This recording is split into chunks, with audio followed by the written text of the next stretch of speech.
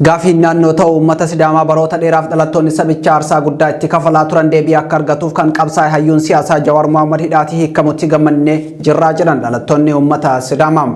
Gaafiin uummata Sidaamaa waggoota 150 lakkoofsa deebii akka argatuuf Jawaar Mohaammed dhalattoota sabichaa qindeessuun mirga isaanii falmuuf sagalee isaanii akka dhagaaf miidiyaa bilisaam mijeessuun hojii hojjeteen gaafiin keenya deebii argachuu danda'ee jira jedhan dhalattoonni Sidaamaa. Jawaar nama Itoophiyaa fi uummata isheef yaadu waan ta'eef jireenya qananii dhiisee maatii jaallatu irraa adda bahuun hiree biyyattii qajeelchuuf hojii hojjetee tureen badii malee hidhatti darbamee ture hiikamuu isaa immoo nu gammachiisee jira jedhan.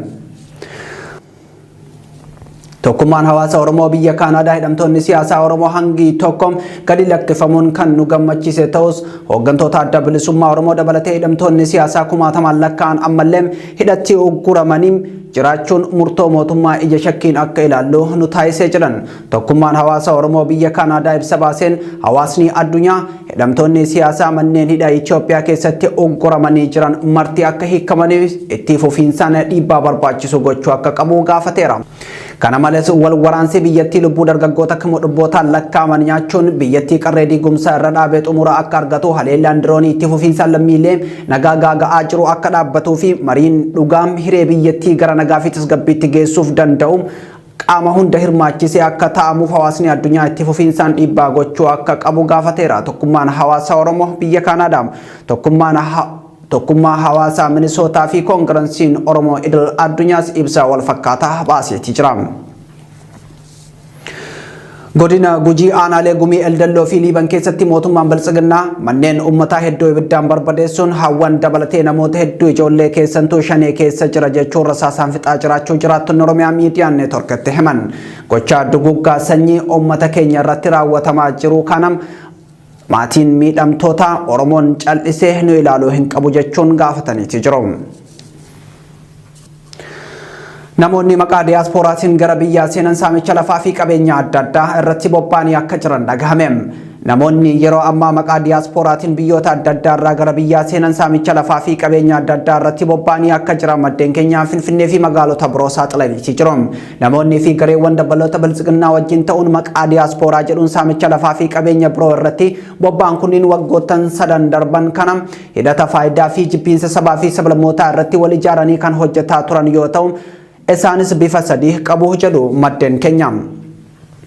Caasaa kanneen sadeen keessa gareen siyaasaa waggoota darban dhaabaa qinijjiitii turee fi boodas gara Gimboot 7tti of jijjiiree yeroo ammaa ammoo maqaa Izeemaa jedhuun biyyattii keessatti sirna Biltsiginnaa utubuudhaan socho'aa jiru sadarkaa duraa irratti argamas jedhanii maddeen keenya.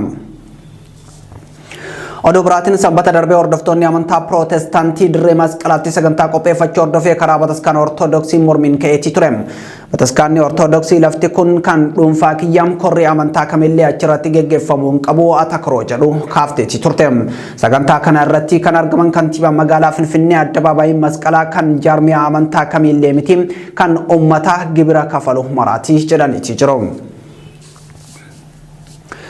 Waraanni Eertiraa haleellaan irratti bane jechuun mootummaan Tigraay himate. Waraanni Eertiraa haleellaa haarawaa sanbata Sigaamaa Kifooloo lafa jedhamtu kan kaaba lixa Tigraay magaalaa Shiraaroo keessatti argamtu keessatti banuu dubbi himaan humnoota Tigraay Geetaachoo Raddaa karaa Tiwiitara isaaniitiin himaniiti jiru. Gama biraatiin immoo kaaba lixa Tigraayitti namoonni nagaa 56 haleellaa xayyaaraan dhumuu hordofee dhaabbileen gargaarsaa hojii dhaabuu jaarmiyaan gargaarsa namoomaa dhaabbata mootummoota gamtoomanii Ochaan himeeti jira. Haleellaan namoota nagaa 56 fixe kun jimaataa darbe raawwatame. Adeemsa itti aanutti yoo ceene wayyanatti fakkaata sa'aatiin keenyas deemaa jira waan ta'eef adeemsi itti aanu maal ta'uu qaba jechuudhaan dhimmoota garaagaraa ilaaluu qabna jedheetanii an kanan yaadu haguma hubannoo keenya haguma namoonni waliif qoodaa jiran irraa nus daawwattoota keenyaaf wanti nuti qooduu qabnu jira jedhee waan an yaaduuf. Egaa kan namni hundumti ammatti of gaafachuun irra jiraatu dhugaadha gammachuu qabna hidhamtoonni siyaasaa kunneen hiikamuun nu gammachiisuu qaba. Sababni isaas namoota qaqqaaliidha namoota mataa uummata kanaa ta'anidha. Jawaar Mohaammed hammam siyaasa Oromoo keessatti rooliinsaa yookaan gaheensa nama hakamii akka inni ta'e waggoonni lamaan darbe kan Jawaariin of biraa dhabne sun nutti mul'isaniiru jedhee yaada. Obbo Baqqalaan nama akkamii akka inni ta'e waggoonni lamaan yookaan sanaa olis yookaan yeroon itti of biraa dhabne sun nutti mul'isaniiru jedhee yaada. Gammachuu keenya ibsachuun gaariidha garuu haalota jiran madaalaa deemuun barbaachisaadha jedhee yaada. Sirbaa fi shubbisa kana hir'isuun baay'ee murteessaadha. Mirqaana hir'isuun baay'ee murteessaadha. Hidhamtoonni siyaasaa hiikamuu jalqabuun gaariidha. Qabsoon uummata Oromoo keessaa gaaffii tokko kan ta'e dhimmi hidhamtoota siyaasaa deebii argachuu jalqabuun waan tokkodha. Haa ta'uti dhimmumti kun mataan isaallee galma hin geenye akkuma sila kaasaa turre. Qabsaa'onni sabichaa hedduun kumaatamaan kan lakkaa'aman ammallee mana hidhaa jiru. Isaan kana hiiksisuu irratti fuulleffachuun barbaachisaadha jedheetanii yaadaan. Gama kan biraatiin galmi qabsoo uummata Oromoo maalidha? Uummanni Oromoo maalidha kan inni barbaadu? Baroota keessatti kan inni gaafataa ture. Gaaffileen uummata Oromoo maalidha? Hidhamtoonni siyaasaa hiikamuun qofti gaaffii Oromoo deebisuu ta'uudhaaf hin danda'u. Hidhamtoonni siyaasaa Oromoon hiikamuun gaaffiin uummata Oromoo akka deebi'uuf toora qabsiisu, kallattii qabsiisuu keessatti shoora mataasaa ni qabaata. Garuu gaaffiin uummata Oromoo marti tokko lamaan lakkaa'amee deebii argatee uummanni Oromoo biyya isaa irratti mirga abbaa biyyummaa gonfatee walabummaadhaan biyya isaa irratti mootummaa barbaade hundeeffatee yoo walabummaadhaan jiraachuu danda'e qofadha gaaffiin uummata Oromoo deebi'eera jennee kan nuti yaadnu. So kanaaf uummanni Oromoo burjaajii keessa ture, waggoota lamaan sadan darbaniif burjaajii keessa ture, amma gara yaada tokkootti dhufee akkamiin gaaffiin koo deebi'uu qaba, akkamiin gaaffii koo deebifadha, akkamiin biyya koo irratti abbaa biyyaa ta'a, akkamiin mootummaa na barbaachisu yookaan mootummaa fedhii koo irratti hundaa'e ijaarrachuu danda'a, akkamiin biyya koo irratti walabummaadhaan jiraachuu danda'a waan jedhu irratti xiyyeeffannoo guddaan san irratti ta'uu qaba jedhee yaadan. Gammachuu sirba shubbisa mirqaana hir'isne gaaffii Oromoo yookaan qabsoo Oromoo akkamittiin isa waggoota lamaan sadan darbanitti becencire kana akkamittiin walitti finne tooratti deebisne hayyoota keenya amma nuuf ba'an kanas jalatti hiriirre akkamittiin fuulduratti tarkaanfachiisuu qabna wanni jedhu dhimma xiyyeeffannoo argachuu qabudha jedhee yaada. Wanni sirra fudhadheera sirba wajji wal qabsiisee Oromoon yeroo jiicoomsi siyaasaa hundumaa hin sirbaa waan jiru yeroo baay'ee dhagaa ture 2018 baay'ee sirbaa turre sana durallee 1991 sirbumaatti ture jedhanii amma jijjiiramni siyaasaa dhufee miti. Basically namooti keenya namni Oromoon jaalatu namni mataa siyaasa Oromooti jedhaman waan mana hidhaatii ba'aniif ammallee sirbaa jirra. Sirbi kuni dhuma argachuu qaba. Namni sirbuu barbaadu bakkaa fi yeroo itti sirbu qaba. Haalli amma keessa jirru haala sirbaaf nu affeeru miti basically. Kanaaf tokko Oromoon bara 2018 bakka jiru baay'ee dubatti deemee jira. Siyaasa Oromoo keessa burjaajii guddaa dhalatee gaappiin siyaasa Oromoo dhalatee ta'a. Even haga warri kun mana hidhaatii ba'anitti hogganoonni ammallee mana hidhaa jiranii leadership crisis dhalateera. Hoggana siyaasaa qabsoo siyaasa Oromoo keessatti jechuudha. Kana gareen siyaasaa yookiin mooraan qabsoo Oromoo walitti dhufuu danda'u qaba. Maaliifi mootummaan kutannoo qabaatee gara marii biyyaalessaatti deemna hoo ta'e kaampiin Oromoo walitti dhufuun baay'ee dirqama. Kaampiin Oromoo walitti dhufee yaadota dantaa waloo Oromoo irratti walii galuu danda'u qaba. Maali Itoophiyaan nu barbaannu tamii? Dirree siyaasaa ittaanu keessatti gaheen keenya kamii? Oromoon immoo sadarkaa kamitti Itoophiyaa keessatti mul'achuu qaba kan jedhan dirreen siyaasaa ittaanu kun yoo bal'aa ta'e gaaffiileen Oromoo dirree siyaasaa itti deebi'uu danda'an ta'uu danda'u. Abdiin jedhu jira, hawwiin jedhu jira.